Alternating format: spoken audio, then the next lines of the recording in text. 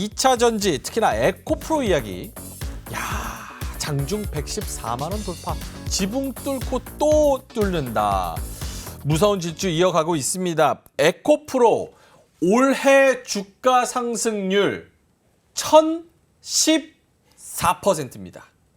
와, 외국인과 공매도 세력과 개인이 싸워서 이렇게 이긴 케이스가 있나 싶을 정도로 대단한 상승률을 보여주고 있고 8월에 MSCI 지수 편입 등 여러 가지 호재가 남은 만큼 좀 기대가 되고 있는 그런 상황이다.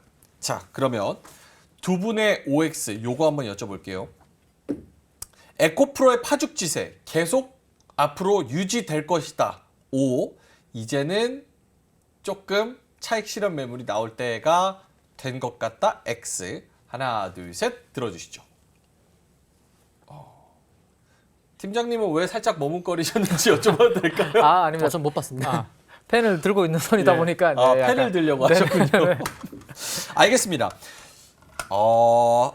팀장님부터 에코프로 요거를 지금 수급의 논리, 네. 그 흐름의 논리 이렇게 봐야 되는지 아니면 밸류에이션의 논리로 봐야 되는지.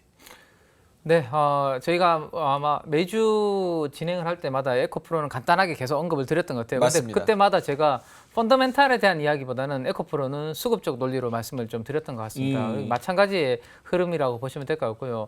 오늘 제가 이제 저희 여의도의 리서치의 2차 전지 애널리스트 분들이랑 이렇게 대화를 해보니까 비트코인 표현을 많이 쓰시더라고요. 이 관련 종목들이 본인들의 영역이 이제 아니다라는 거죠. 네, 그만큼 펀더멘탈로 해서 이게 주가가 이제 설명이 안 되다 보니까 비트코인처럼 움직이는 것 같더라고요. 이렇게 표현들을 하시더라고요. 그래서 그 정도의 지금 힘은 아마도 이게 수급적인 이슈인 것 같아요. 그래서 지금 화면을 한번 보시면 지난번에 이제 공매도 잔고 수량이 이제 신고가를 경신하고 난 다음에 이렇게 뚝 떨어졌었는데요.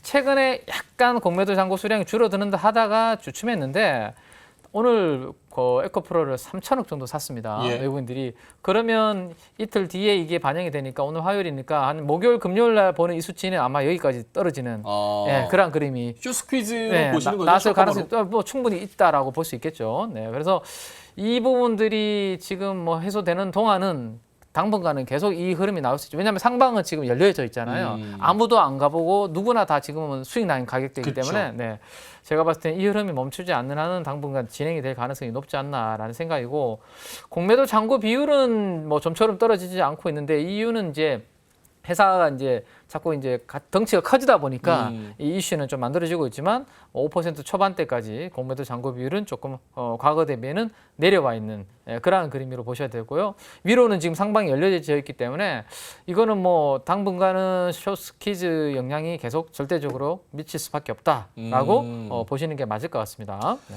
이게 위에가 열려있기 때문에 어디까지 갈까요? 라고 질문을 드리는 게 상당히 무의미한 질문 같습니다. 자, 우리 이상해 비사님은 에코프로 아까 O를 들어주신 이유 계속 파죽지세 계속됩니까? 네, 가능할 것 같고요. 앞에서 이제 팀장님께서 이제 수급 관련된 말씀을 하셨는데 이제 밸류에이션 관점보다 수급과 관련돼서도 좀 하나 더 이제 추가로 말씀을 드리면은 요즘에 ETF 영향력이 좀 커졌습니다. 그래서 2차 전지와 관련된 ETF가요, 이번 달에만 상장된 게 벌써 2개나 됩니다. 7월 4일, 7월 13일. 7월 13일 같은 경우에는 참 날짜도 참 오묘합니다. 왜냐하면은 13일. 네, 7월 12일 날 좀 부진한 실적 발표를 했는데 그 다음 날 하락했었던 것을 모두 다 만회하는 그 날이 7월 13일이었거든요. 그래서 참 이렇게 에코프로 같은 경우는 이슈성도 굉장하죠. 그래서 참 이슈성만 있어도 수급이 붙는 그런 좀 특징도 있는 거죠. 그래서 어제 같은 경우도 이제 에코프로 이제 회사채 수요 예측을 했는데 1,000억이지만 2,000억 넘게 좀 흥행에 수요한 부분도 있고 그런 이슈성 또 상승하고요. 또 이제 8월 달에 MSCI 리뷰 편입 그런 또 이슈성도 있죠. 또 이제 코스피 이전 가능성 또 이슈성 있죠. 그리고 또 올해 상장될지 안 될지는 조금 더 좀 살펴봐야 되겠지만 에코프로 머티리얼즈 상장 이슈성 또 있죠. 그러니까 이슈만 있으면 수급이 붙을 수 있는 그런 상황이 에코프로다. 이 부분이 참 중요하지 않나 싶습니다. 알겠습니다. 자두님께서 하늘이 열린 에코 이렇게 말씀을 해 주셨습니다. 요거 그러면 트레이딩과 물론 당연히 장기적으로 갖고 있을 거라서 난 산 거야 라고 하시는 분들은 계속 들고 가실 거고, 트레이딩 관점으로 아까 뭐 민재기 팀장님이 말씀하신 것처럼 소외되기 싫어서 사신 분들은 언제 팔아야 되나 이런 고민을 계속 하실 수밖에 없을 것 같은데, 단기적으로 전체적인 수급의 그런 힘? 이런 거를 보면 일단 1차적으로 목표가는 어느 정도 선까지 잡는 게 좀 합리적일까요? 팀장님부터. 근데 아까 이제 앵커님께서 말씀 주신 것처럼 이런 종목들은 사실 목표가를 설정할 지금 어렵다. 이유가 없는 거죠. 어렵기도 한데 사실 목표가를 제가 알 수도 없고, 그리고 올라가는 흐름인데 내가 얼마 가면 끊어야지라고 굳이 생각하실 필요가 없고, 오히려 제가 그림을 하나 이렇게 그려드리면 예. 이런 좀 급등하는 종목들이 고점에서의 시그널은 어떤 그림이 있냐면 시그널. 네, 이렇게 보통 이렇게 양봉으로 뭐 양봉이든 음봉이든 고점에서 윗꼬리가 이렇게 길게 달리는 경우가 있습니다. 특히나 대량 거래가 터졌을 때. 그러면 누군가는 이 시세가 이렇게 내버렸다는 것은 더 이상 위로 올라가는 것을 용납하지 않고 팔기 시작했다라는 그런 부분들을 볼 수 예. 있거든요. 근데 최근에 에코프로가 올라오는 부분들을 보면 대량 거래가 별로 터지지 않고요. 고만고만한 그냥 캔들의 흐름으로 그냥 올라오고 있거든요.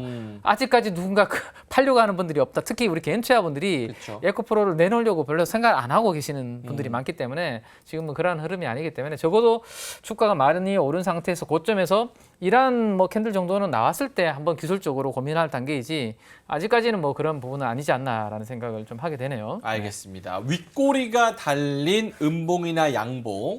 음봉이면 조금 더 나쁜 시그널이겠죠. 뭐 그렇죠. 시가보다 더 밀어버린 거니까요. 그렇죠. 다만 거래가 많이 터져야 됩니다. 그냥 일반적인 거래가 아니라 평소에 그러니까 뭐 60일 동안의 평균 거래 대비해서 한 2배 정도 나오거나 예. 뭐 그렇게 많이 터졌는데 윗꼬리를 달아버렸을 때가 주의해야 되는 타이밍이다라고 보시면 될 것 같아요. 알겠습니다.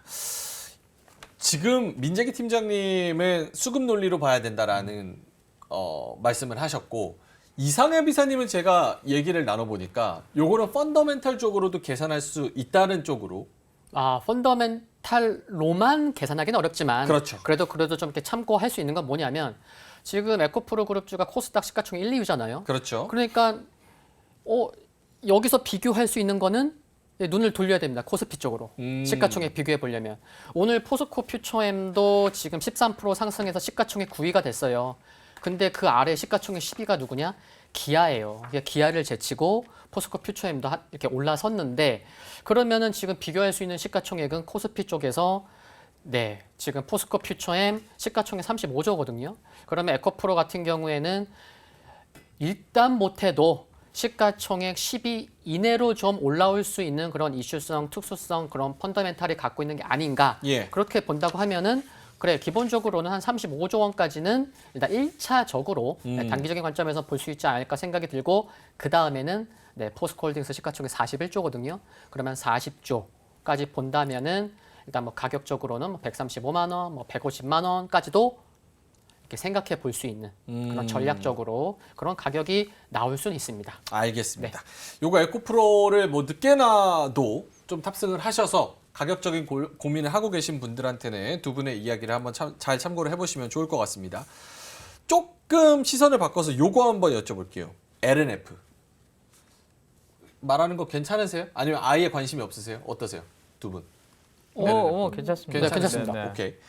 에코프로에 비해서 LNF가 덜 올랐으니까 LNF를 노려야지라고 산 개인들이 3개월 동안 가장 많이 LNF를 샀는데 5,366억 원을 LNF를 샀습니다. 근데 이달 들어서 주가가 7% 오히려 마이너스예요.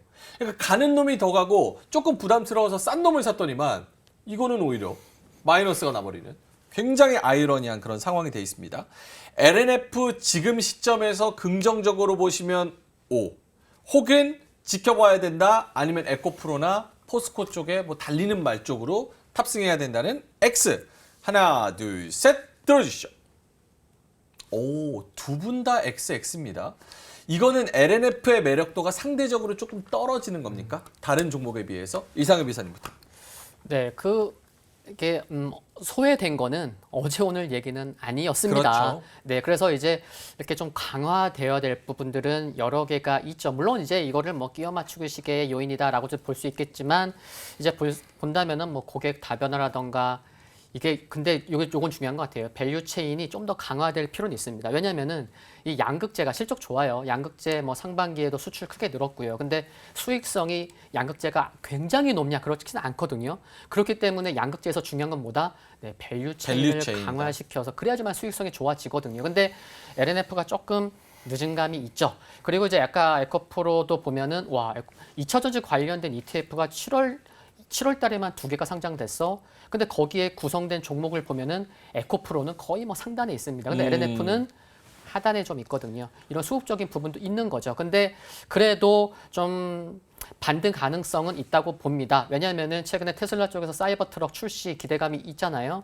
이제 9월 달에는 인도 행사도 좀 가질 것 같은데 물론 8월인지 9월인지 정확히는 알 수 없지만 뭐 9월로 좀 예상되고 있는 것 같고, 그래서 4년 만에 지금 이제 뭐 생산을 하는 건데 이제 뭐 이쪽 사이버 트럭의 일단 뭐 양극재는 뭐 공공연한 뭐 비밀도 아닌 것 같지만 일단 뭐 LNF의 양극재에 좀 기대감이 있는 거죠. 그래서 본격적으로는 내년 생산 기대감이 있지만 이와 같은 모멘텀은 있어서 좀 반등 기대감은 있는 상황이고, 다만 반등이 나올 때 단기적으로 26만 원은 강하게 돌파가 필요하다는 것은 좀 염두를 해야 될 것 같습니다. 강하게 돌파 못하면은 또 이제 되돌림 나올 수 있을 것 같고요. 알겠습니다. LNF보다는 다른 종목이 좋다. 민재기 팀장님도 역시나 같은 의견인 것 같은데 어떤 의미인가요? 네.